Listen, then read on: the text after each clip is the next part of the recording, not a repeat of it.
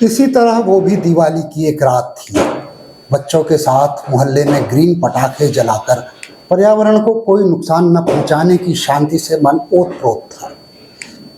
ज्यादातर पटाखे बच्चों ने मुंह से अजीब अजीब आवाज निकालकर फोड़े। जिस बच्चे ने जितने अच्छी आवाज का प्रदर्शन किया, उसे मैंने मन ही मन पुलिस अधिकारी या नेता बनने का आशीर्वाद दिया और घर आ गया। घर के चारों ओर रोशनी उतनी ही थी जितनी जेब के लिए मुनासिब थी, लिहाजा मालाओं से ज्यादा दियों और मोमबत्ती की रोशनी पर भरोसा किया गया था। बीबी सज संवर कर तरह तरह के पकवान और फल सजाए लक्ष्मी माता की तस्वीर के आगे बैठी थी। उसे बताया गया था कि पैसा ही पैसे को खींचता है, इसलिए खून पसीने की सारी कमाई एक छोटी सी पोटली की शक्ल में सामने धरी थी। चंचल लक्ष्मी को साधने की उसकी इस मासूम सी कोशिश को माता के पांव के पास बैठे उलूक राज घूर रहे थे। बीबी की इस निस्वार्थ पूजा को देखकर मुझे अच्छे दिनों की तरह ही ये यकीन होने लगा था कि आज माता लक्ष्मी मुझ आम इंसान के घर पर जरूर पधारेंगी। दिमाग में अचानक घुस आए इस वहम पर भरोसा करके मैंने घर की खिड़की खोल दी। ठंडी हवा भीतर तक काटने लगी, पर सोचा क्या पता माता लक्ष्मी रात के 12 बजे दरवाजा खटखटाने में संकोच करें। मैंने रजाई उठाकर खिड़की के पास पड़े तख्त पर ही उनका इंतजार करने का फैसला किया। मेरी आंख कभी खिड़की पर जाती और कभी दीवार पर। यह सिलसिला शायद 12 बजने से 1-2 मिनट पहले तक चलता रहा। मेरे कान अच्छे दिनों की आहट सुनने को बेताब थे और मन जुमलों से खेल रहा था। अचानक खिड़की पर किसी पक्षी के पंख फड़फड़ाने जैसी आहट हुई। मुझे एक बारगी लगा कि कहीं कोई चोर तो नहीं, लेकिन जब मैंने अपने सामने रोशनी के एक पुंज को माता लक्ष्मी के वाहन उल्लू में बदलते देखा तो मेरी हैरानी की सीमा ही नहीं रही। उलूक शिरोमणि को साक्षात सामने देखकर मन भाव विभोर होने ही वाला था कि मेरे दिमाग ने उसे पॉज कर दिया। अरे ये तो सिर्फ गाड़ी है, इसका मालिक कहाँ है? मतलब लक्ष्मी माता इनके ऊपर बैठी क्यों नहीं है, ये तो पूछ।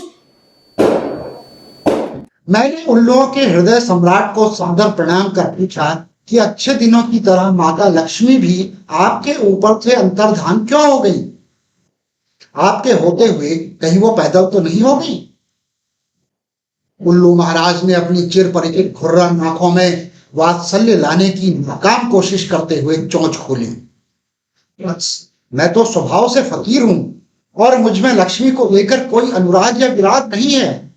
माता मेरी सवारी करें या न करें, पर उन्हें उनकी मंजिल तक मैं पहुंचाता हूं। यह कहकर उल्लू शिरोमणि ने गर्व से अपनी गर्दन 360 डिग्री घुमा दी।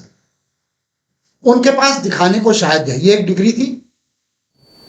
मैंने पूछा, महाराज निश्चित तौर पर आपने जब उड़ान भरी होगी तो माता लक्ष्मी आपके ऊपर ही सवार रही होंगी, लेकिन अब वो वहां नहीं है, इसलिए कृपा करके अपनी उड़ान के बाद का पूरा वृत्तांत सुनाने की कृपा करें।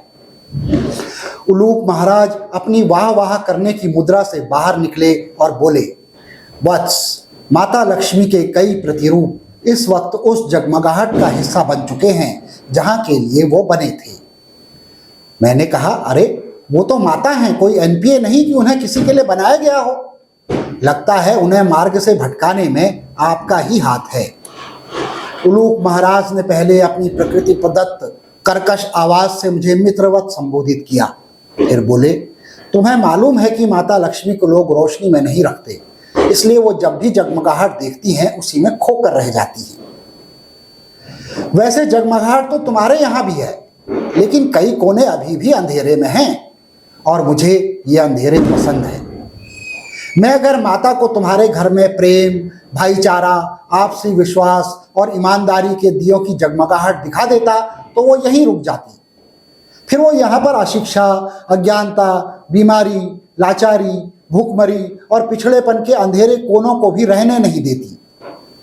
इसलिए मैंने अपनी उड़ान का वही रास्ता चुना जो बड़ी बड़ी आलीशान इमारतों से होकर जाता है, ताकि वहां की शान शौकत माता लक्ष्मी को वहां ठहरने पर मजबूर कर दे।